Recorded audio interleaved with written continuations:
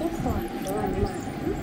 ఇంకెక్కడ దాకా చెప్పానంటే కొద్దిగా చెప్పేసాను. ఇవ్వండి, ఈ రెండు అయితే స్నేహం. ఇదేమో అడవిలో ఉంది. ఈ ఎల్లో కుక్క, ఈ కుక్క ఏమో ఒకళ్ళ ఇంట్లో ఉండే కుక్క. కానీ ఇలా దాన్ని వాళ్ళు ఇంట్లో ఉండే వాళ్ళు ఇలా బయటికి తీసుకెళ్తుంటే ఇది కూడా ఇలా వస్తుంది. ఇదేమో చూసి ఇలా నాకింది. నాకడం వల్ల కొంచెం తెలిసిపోయింది. వాళ్ళ ఇంట్లో వాళ్ళు ఏమనుకున్నారంటే దడ కుక్కఎందుకు అని ఇలా దాన్ని పక్కన పడేస్తారు. ఇది ఇలా వెళ్తుంటే ఫోన్ కనపడింది. దాంట్లో ఇలా మొహం పెట్టేసి నవ్విందా ఇలా నవ్వు. ఇదేమో ఏమనుకుంటున్నారు, అయ్యయ్యో మా పాపను ఎవరో తీసుకెళ్ళిపోతున్నారు అని. ఇదేమో అలా ఏం చేసింది, ఇది కోపంగా చూసి హింసించిందెవరు, కొట్టిందెవరు, నా దగ్గరికి రండి ప్లీజ్ అని అడిగింది. దీన్ని ఏం చేయాలి,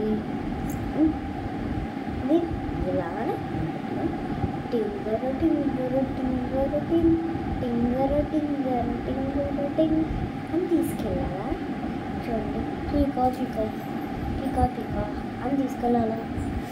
ఇదేమో ఇక్కడ ఇలా చూపెట్టే అందరు చూసాను మనసుతో నిన్నే నేను ఎక్కువ సాంగ్స్ పాడను, ఒక్క సాంగే పాడుతున్నాను. అందరూ వినండి ఫ్రెండ్స్, నేను పప్పిని మాట్లాడుతున్నాను. నా పేరు తెలీదా మీకు? శ్రీదేవి పాడ్కాస్ట్లో చూపించారు కదా. చూసాను మనసుతో నిన్నే, చూసాను మనసుతో నిన్నే, నా పేరే అల్లమ్మ. అదే వచ్చింది. సాంగ్స్ ఇవే పాడతాను ఫ్రెండ్స్. నేను నాకు ఎన్ని వచ్చినాయి మీకులైనా.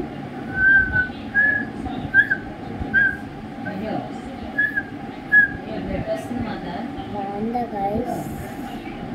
గైస్ నా సీజన్ 5 కానీ ఇది మాత్రం ఒక డబ్బింగ్ చెప్పుకుంటా.